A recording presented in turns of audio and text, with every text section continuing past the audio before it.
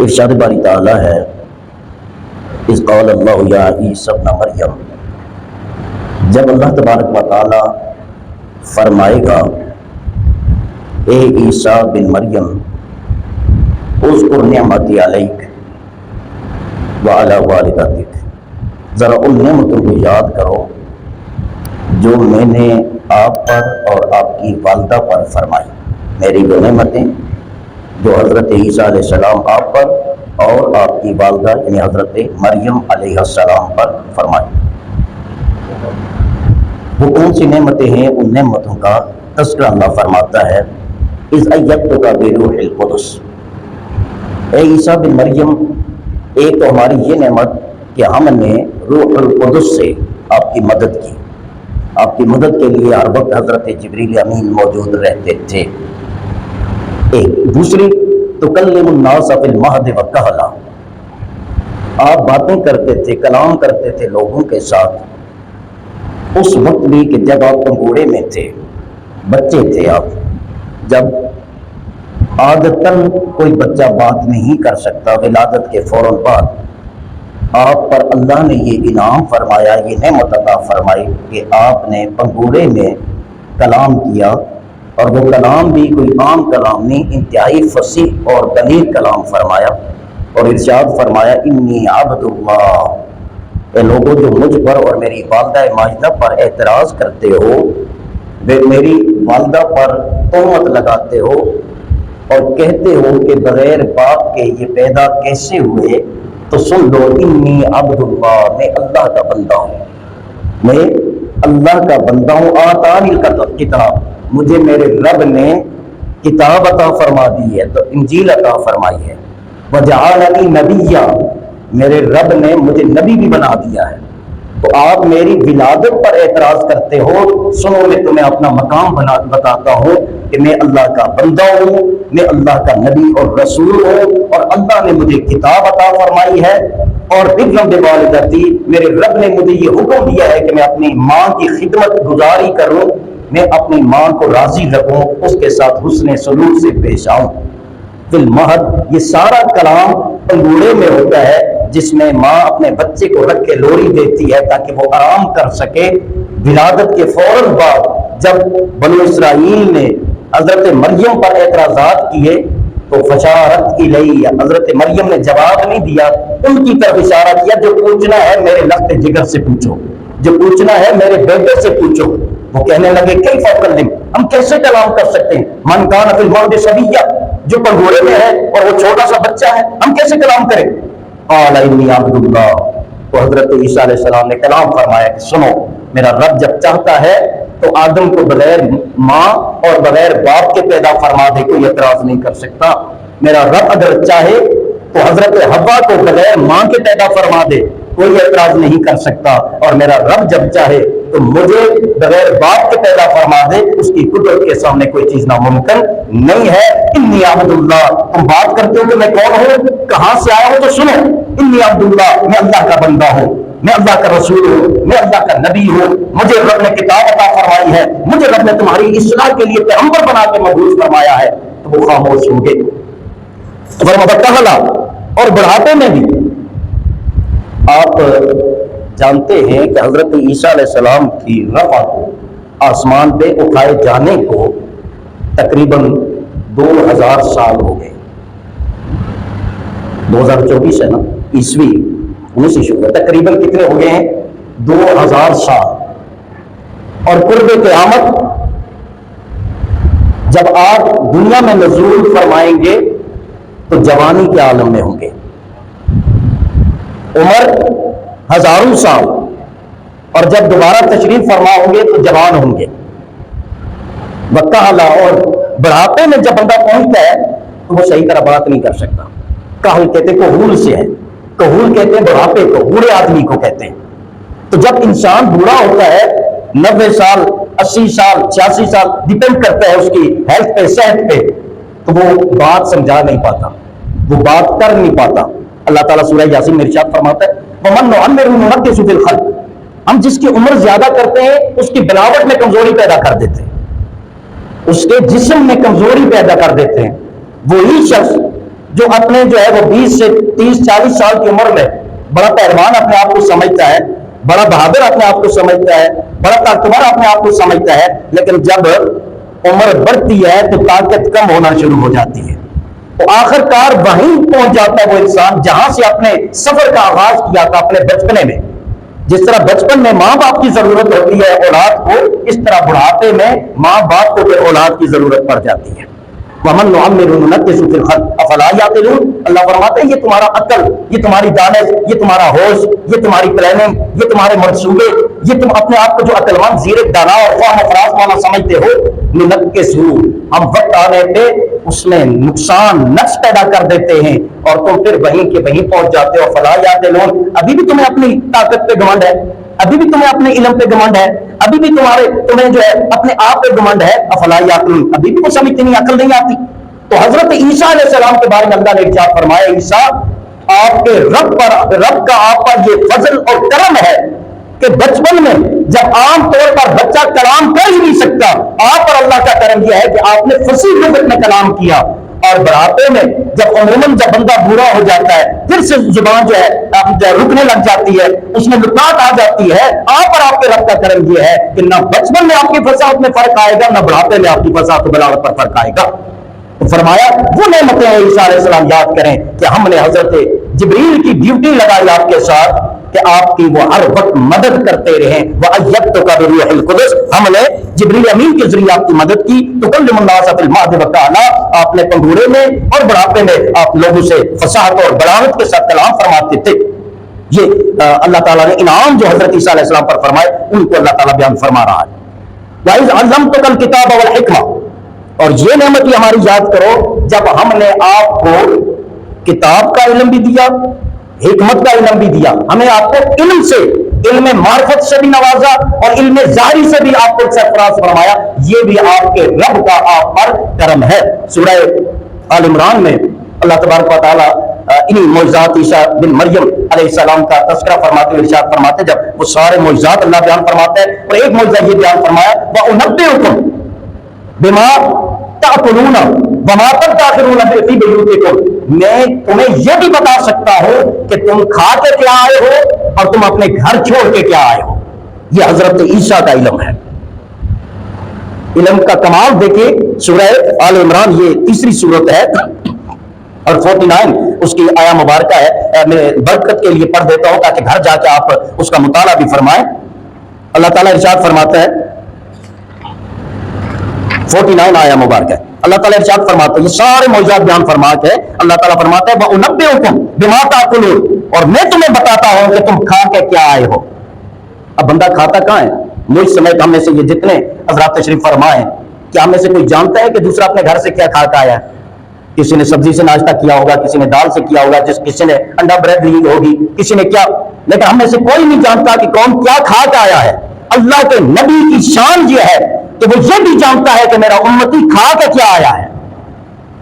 وَمَا تَدَّخِرُونَ فِي بُيُوتِكُمْ، اور میں یہ بھی جانتا ہوں تم اپنے گھر میں ذخیرہ کیا کر کے آئے ہو، تمہارے گھر میں مال کتنا ہے، تمہارے گھر میں دانے کتنے ہیں، میں تمہارے پیٹ میں کیا ہے وہ بھی جانتا ہوں اور تمہارے گھر میں کیا ہے وہ بھی جانتا ہوں۔ یہ حضرت عیسیٰ علیہ السلام کا علم ہے۔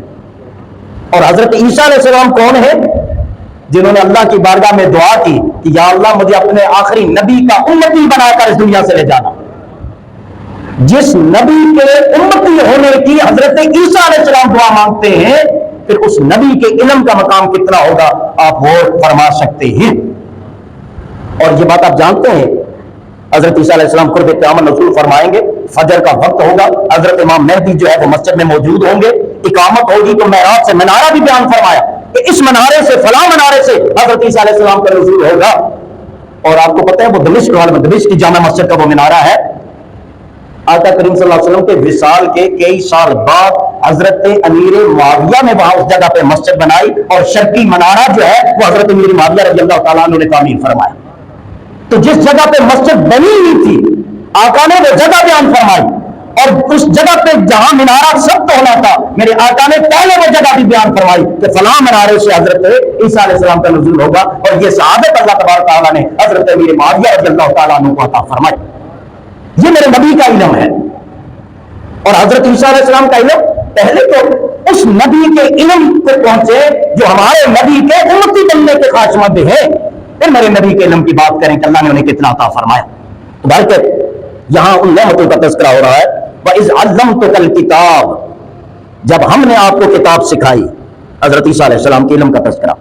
اور دوسری طرف اللہ تبارک تعالیٰ اپنے معبود کے علم کا تذکرہ فرماتے ہوئے ارشاد فرماتا ہے وَعَلَّمَكَ مَا لَمْ تَكُنْ تَعْلَمْ وَكَانَ فَضْلُ اللَّهِ عَلَيْكَ عَظِيمًا۔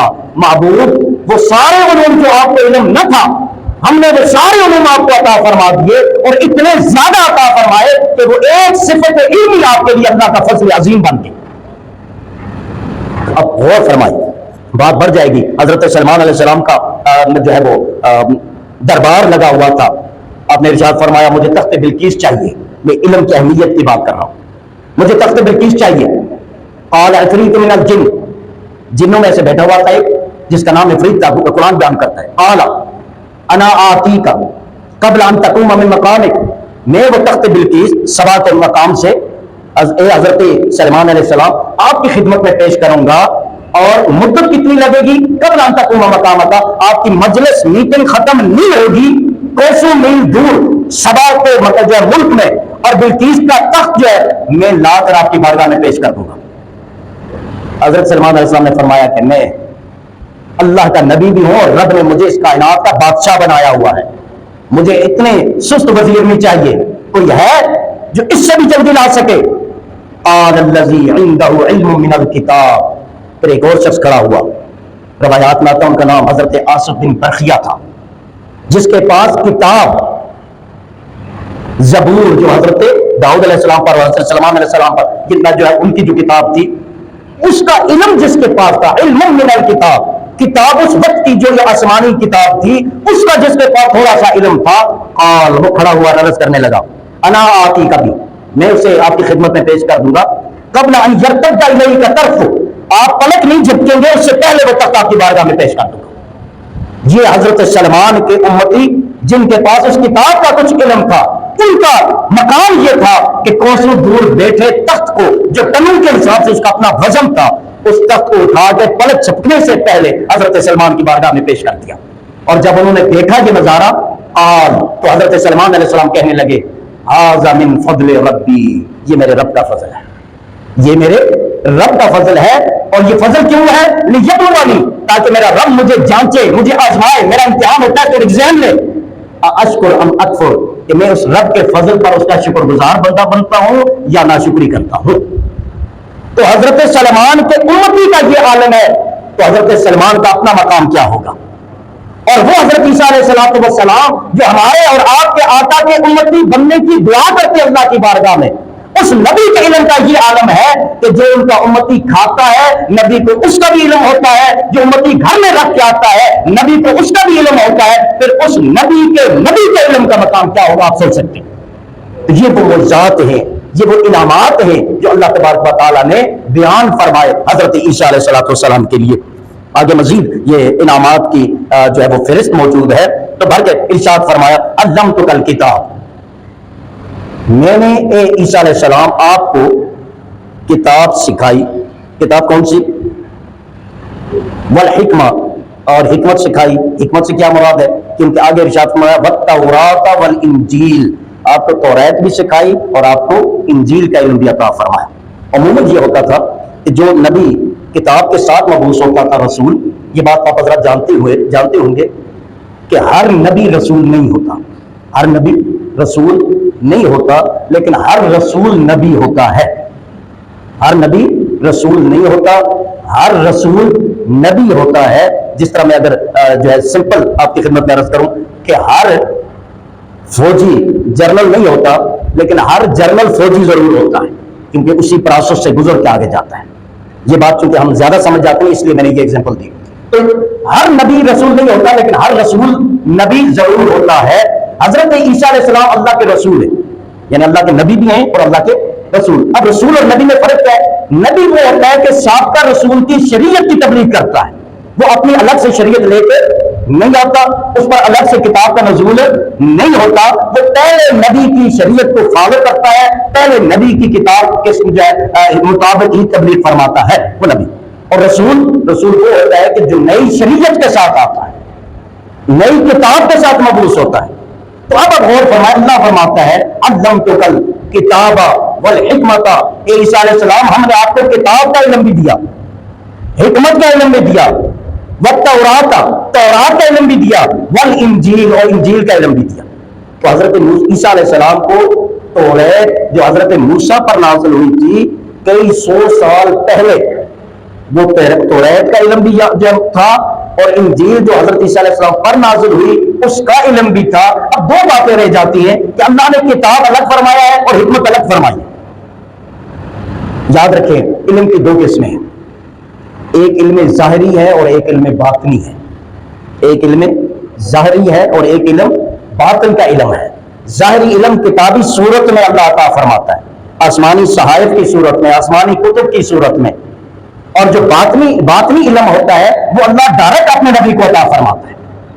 توریت اور انجیل میں ظاہری علم موجود تھا اور معجزات کی صورت میں اللہ نے اپنے نبی کو باطنی علم عطا فرمایا۔ کیوں؟ اللہ نے فرمایا سورہ یہ بھی جو میں نے نام ہے سورہ آل عمران میں، وَأُنَبِّئُكُم بِمَا تَأْكُلُونَ، میں جانتا ہوں، تمہیں بتا سکتا ہوں تم نے کیا کھایا ہے، وَمَا تَدَّخِرُونَ فِي بُيُوتِكُم، جو تم نے گھروں میں ذخیرہ کیا میں اس کا بھی علم رکھتا ہوں، مجھے پتا ہے۔ اب یہ کون سا علم ہے؟ اسے علم باطن کہتے ہیں، اسے روحانی علم کہتے ہیں، اسے علم لدنی کہتے ہیں کہ جو بغیر استاد کے جو ہے کسی کو اللہ عطا فرما دے۔ اور اس کی ایک مثال اب آپ کا ہو گیا، حضرت خواجہ عبد الرحمن چھولوی رحمۃ اللہ علیہ، ہزارہ میں آپ کا مزار ہے، ہری پور ہزارہ میں، وہ 1902 میں ان کا وصال ہوا ہے، 1902 میں وصال ہوا ہے۔ انہوں نے نہ مدرسے کی تعلیم حاصل کی ہوئی تھی اور نہ سکول کی تعلیم۔ انہوں نے ایک درود شریف لکھا، 30 پارے درود شریف لکھا۔ کتنے پارے؟ 30 پارے کی موٹی کتاب لکھی، بڑے بڑے علماء کے پاس بھیجا، وہ اردو میں ٹرانسلیٹ نہ کر سکے، عربی میں لکھی ہوئی تھی، وہ آج بھی موجود ہے۔ مولانا اشرف سیالوی رحمۃ اللہ علیہ بہت بڑے شیخ الحدیث گزرے ہیں، انہوں نے اس کا ترجمہ کیا اور آخر میں لکھا کہ بہت سارے ایسے عربی کے الفاظ تھے جن کا معنی مجھے کسی ڈکشنری سے مل نہیں سکا، تو میں نے اسی طرح انہیں ایڈجسٹ کرنے کی کوشش کی ہے۔ اور وہ شخصیت کون تھے؟ خواجہ عبد الرحمن چھولوی رحمۃ اللہ علیہ نہ سکول گئے ہوئے تھے نہ کسی مدرسے میں پڑھا تھا، اور عربی میں درود شریف اتنا لکھا۔ تو ان کے مریدین میں سے جو ہے ایک نے بزرگ تھے، انہوں نے بتایا کہ جب یہ درود شریف لکھتے تھے تو قلم لکھتے لکھتے جو ہے 2 گھنٹے 3 گھنٹے آپ رک جاتے تھے، آنکھیں بند ہو جاتی تھی اور آپ رک جاتے تھے۔ تو ہم نے عرض کی کہ حضور اتنا وقت جو آپ رک جاتے ہیں ماجرا کیا ہے؟ اور فرمانے لگے اور ماں وہ آ کے دسنا جدا درود ہے تو پھر میں اگلا لفظ لکھدا، جدا درود ہے وہ ماں تو ہزارویں زبان ہے، ماں وہ آ کے دسنا تو میں اگلا حرف لکھدا۔ تو اب آپ یہ کون سا علم ہے؟ یہ وہ علم ہے جو مدارس مساجد یا سکول کالج یونیورسٹی سے نہیں ملتا، یہ وہ علم ہے جو رسول اللہ کے صدقے سے اللہ اپنے بندے کو ڈائریکٹ عطا فرماتا ہے، اور یہ وہ علم ہے جس کا کوئی مقابلہ نہیں کر سکتا۔ مولانا اشرف علی تھانوی صاحب جو اپنی کتاب نشر الطیب جو ہے اس میں ایک حدیث لے کے آتے ہیں جو ان کے بہت بڑے عالم دین ہیں، وہ فرماتے ہیں حدیث مختلف کتب میں بھی ہے اور اس کتاب میں بھی ہے، وہ حدیث نقل کرتے ہیں آقا کا فرمان، آقا کریم صلی اللہ علیہ وسلم نے ارشاد فرمایا اتقوا من فراست المؤمن فانه ينظر بنور اللہ، مومن کی فراست سے نظر سے بچو کیونکہ وہ اللہ کے نور سے دیکھتا ہے، وہ اللہ کے نور سے دیکھتا ہے۔ اور میں کی پڑھا تھا یہ جو ہماری آنکھ کی کیا کہتے ہیں پتلی پتلی، یہ پتہ نہیں کتنے 100 میگا پکسل اس کی جو ہے وہ اپنا اپروچ ہے اس کی لیتے ہیں، بڑے سے بڑا کیمرہ فیل ہو جاتا ہے۔ تو یہ تو ظاہری ہے کہ جن کو اللہ اپنے نور معرفت سے سرفراز فرماتا ہے پھر ان کی آنکھوں کا نور کتنا ہوگا آپ اندازہ کر سکتے ہیں۔ باقی زندگی رہی ان معجزات کی ترتیب آگے چلتی رہے گی۔ اللہ تعالیٰ سے دعا ہے ہم سب کا خاتمہ بالخیر بالایمان فرمائے۔